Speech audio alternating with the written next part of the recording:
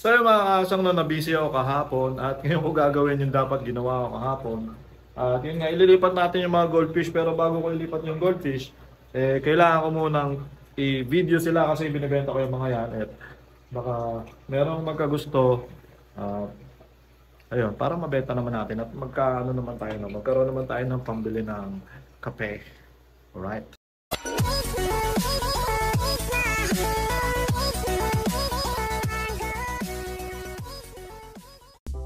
So yun mga kasang, no, kung maalala nyo dati, naisipan kong pag-iwahiwalayin yung mga goldfish ko dahil sa tingin ko ay mas mabilis silang lalaki. At totoo nga naman na lumaki sila na mabilis, no? Dahil kagaya niyan, mas naunang lumaki yung mga nakasolo kaysa doon sa magkakasama. At ngayon nga, ito yung binibenta kong mga goldfish at ilalagay ko na sila sa 75 gallons dahil walang laman yung aking 75 gallons. At naisip ko na doon na muna sila ilagay para masaya. Masaya yun, no? So yun na nga, nilagay ko na lang sila muna dito dahil nga walang laman yung ating aquarium dyan na malaki at iniisip ko na lalaki rin naman sila na mabilis dyan dahil nga malaking lalagyan nila dahil ganun naman talaga pag sa mga isda. Pag nilagay mo sila sa mas malaking lalagyan, mas mabilis silang lumalaki din.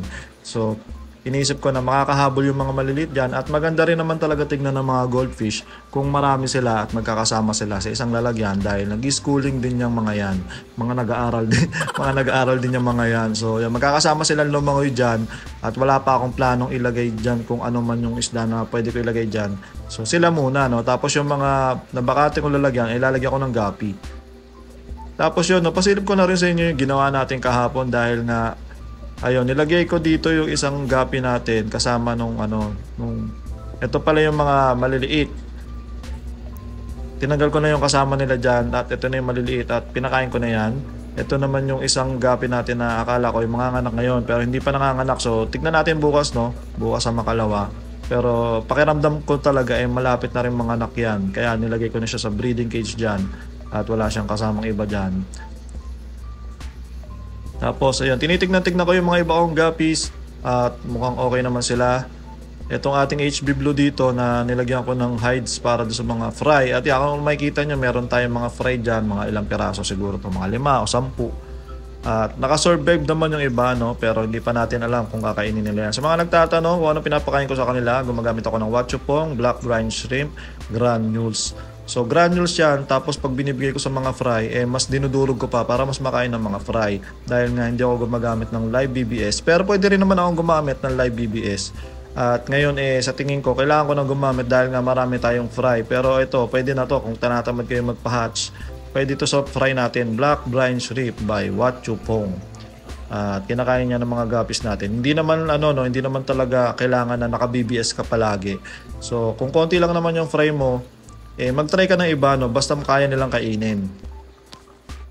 Pero ayun na nga guys, no? Dahil dumadami na ang mga fry ng guppies natin, kailangan na natin mag-BBS at kunin na natin itong ating secret weapon dito na BBS hatchery na napakasimple lang. So yan, kailangan na natin mag-BBS para mas mapabilis nating mapalaki ang ating mga fry. So lalagyan natin ng tubig yung bottom ng bote para mabigat at hindi tumaob. At lalagyan natin syempre ng tubig ko para dito mag-hatch yung ating mga BBS. Kailangan yan. Alright.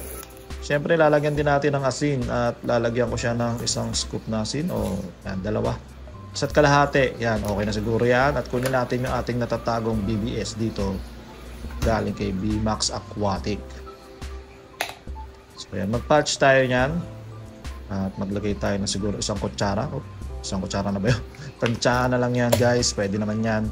So yeah, lalagay ko siya dito sa ibabaw at gagamitan ko siya ng air pump. Itong gagamitin ko ay yung aking battery pump muna dahil walang pakinabang yan at hindi naman nagbo-brown out dito. Pero mas maganda pa rin ang meron yan. So diyan ko nilagay sa taas para hindi siya mahulog at magalaw-galaw at baka madalian ng aking anak. So yung tinitignan ko nga itong mga nilipat nating goldfish at nakakatuwa na makita sila na ganyan dahil maganda talaga silang panoorin lalo na kung malaking lalagyan na at sila lumangoy, mga malilikot sila at palangoy-langoy sila. So kung nag-isip kayo ng isda na magandang alagaan na paggalaw-galaw, goldfish talaga ang maipapayo ko sa inyong bilhin at alagaan.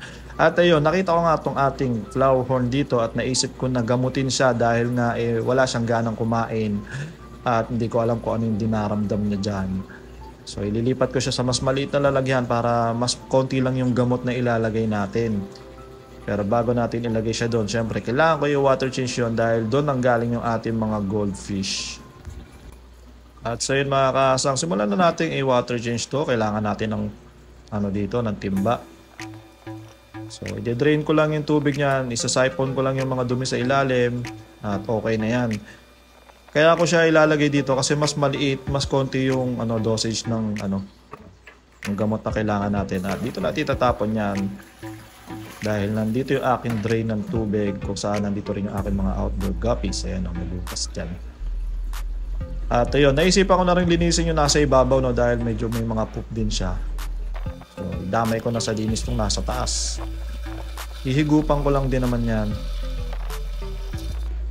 At ayun, syempre dahil nagbuhos tayong tubig, papalitan lang natin ang tubig galing sa gripo. Ang dami nagtatanong yan kung saan galing yung tubig ko. Ayan, galing sa gripo diretso.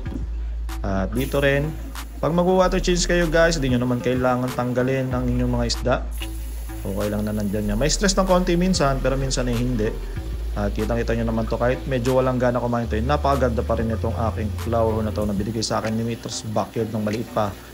At napalaki natin ang ganyan. Alright, so ready na nating ilipat dito. At syempre uli na natin yan. At yun, buti maganda pa yung kulay niya, kahit medyo hindi na siya kumakain at white poop na siya. Matic yun, talaga may sakit na yan, meron na yung internal parasite. So pag ganyan, wag nyo na hintayin pang mangitim yung kulay. Gamutin nyo na agad. So uli natin to. Ayan, itong medyo mahirap sa ginagawa ko, nanghuli ako ng isda, nahawa ko yung camera. At dahil mag-isa lang naman ako dito, solo flight naman ako mag-vlog at mag-alaga ng isda. Dahil wala akong mga kasama at busy rin si Mrs. sa pag-aalaga sa aming anak. Kaya ako lang mag-isang gumagawa palagi nito. Yan, lipatan natin. Taktak lang natin ng konting tubig. Yan, para hindi magtulo dahil yari na naman tayo kay Mrs. pag nabasa ang ating tiles. Naku, linaw pa naman ang mata nun. Pag may nakita ang tulo ng tubig yun dyan, galit na naman. So ito gagamitin natin, Metronidazole na kulay dilaw. Kaya siya kulay dilaw ay meron siyang coat. Pero may mabibili niya na walang coat, mas maganda yon. Tapos, mahirap siyang tunawin actually guys. Kahit mainit na tubig na yung gamit nyo, medyo mahirap pa rin siyang tunawin. Pero yun nga, no choice tayo. At kailangan natin tunawin yan. May mga nabibiling Metronidazole na liquid. Mas okay yata yun, para ibubuhos na lang. Pero ako natabi ko kasi itong tablet. At ayan, mekos lang tayo guys. Ayan, kung makikita nyo, meron pa rin mga matitigas. Hindi naman siya totally natunaw, pero pwede na yan at pwede nang i-mekos yan dito sa ating aquarium tank. So ang dosage talaga niyan ay 500 mg sa isang 20 gallons. Kaya diyan ko siya nilipat kasi 20 gallons yan. At isang tablet lang ang bibigay natin. At ayun, sana gumaling ka dyan guys. Sana gumaling ka dyan boy, wala kasing pangalan pa to. Ano bang pwede natin ibigay na pangalan dito sa flower na to na niregalo sa akin ni Reborn Crossbreed. So yun mga kasang, hanggang dito na lang muna sa video na to. Maraming salamat sa mga nanood. Try nating mag video ulit bukas. Fish out! Shoutout po sa mga kasang natin na mabilis mag-comment kay PJ's Hub at kay John Oliver Sarmiento. Shoutout po sa inyong dalawa.